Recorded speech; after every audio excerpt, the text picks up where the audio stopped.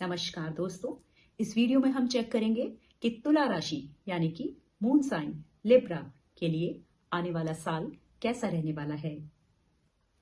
मैं बताना चाहूंगी कि मून साइन का अर्थ है कि आपकी कुंडली में चंद्रमा यानी कि मून किस राशि में विराजमान है।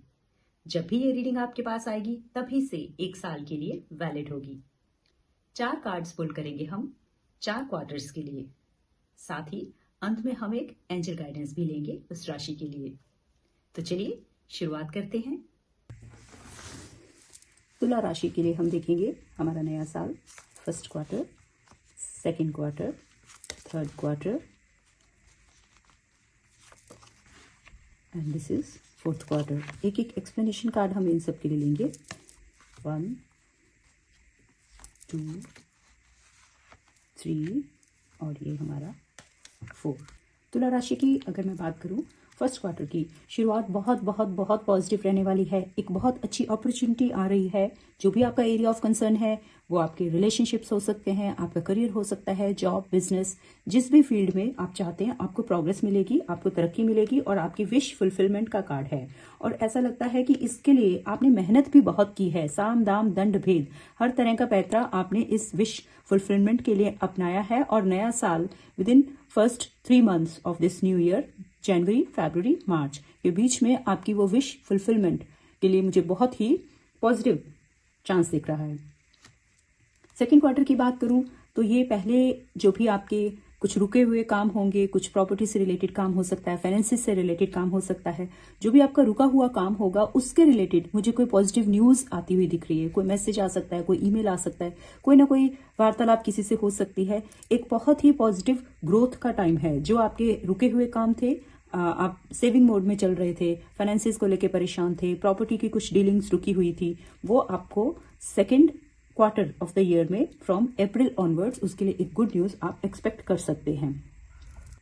इसके बाद बात करेंगे हम second half of the year यानी कि थर्ड क्वार्टर की, जुलाई, अगस्त, सितंबर। बहुत ही पॉजिटिव फेज है, बहुत ही नर्चरिंग फेज है। ऐसा लगता है कि इससे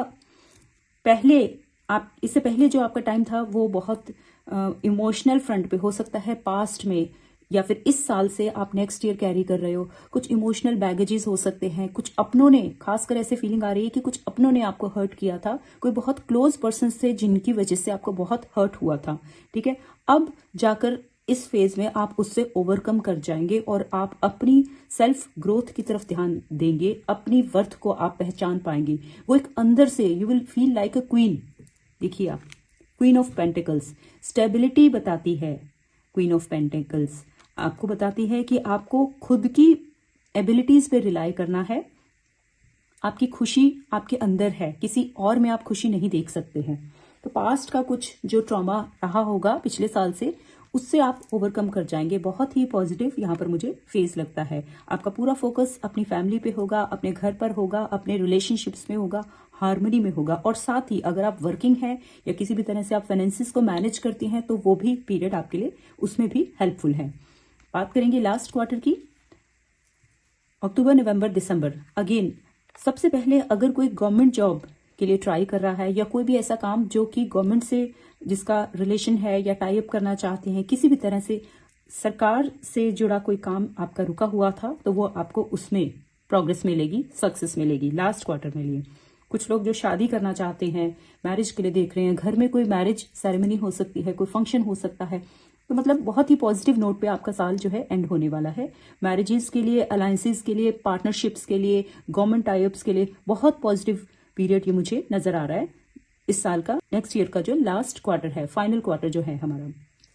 तो ओवरऑल अगर मैं बात करूं तुला राशि की, तो मुझे साल बहुत ही पॉजिटिव दिख रहा है। इस साल में सब कुछ है आपके पास। इमोशनल ग्रोथ है, ठीक है, फाइनेंशियल ग्रोथ है, कोई शादी करना चाहते हैं, कोई पार्टनरशिप ढूंढ रहे हैं, कोई ऑफर की वेट कर रहे हैं, कोई ट्रैवल प्लान्स आपके रुके हुए थे, कोई प्रॉपर्टी की डीलिंग रुकी हुई थी। हर तरह से मुझे इसमें ग्रोथ दिख रही है। जरूरत है सिर्फ अपने इमोशनल बैलेंस को बनाए रखने की। बृहस्पति देवता की आपको खास तौर पे आराधना करनी है और साथ में थोड़ा सा अपने ब्लड इश्यूज पे ध्यान रखना है, बीपी पे आपने ध्यान रखना है।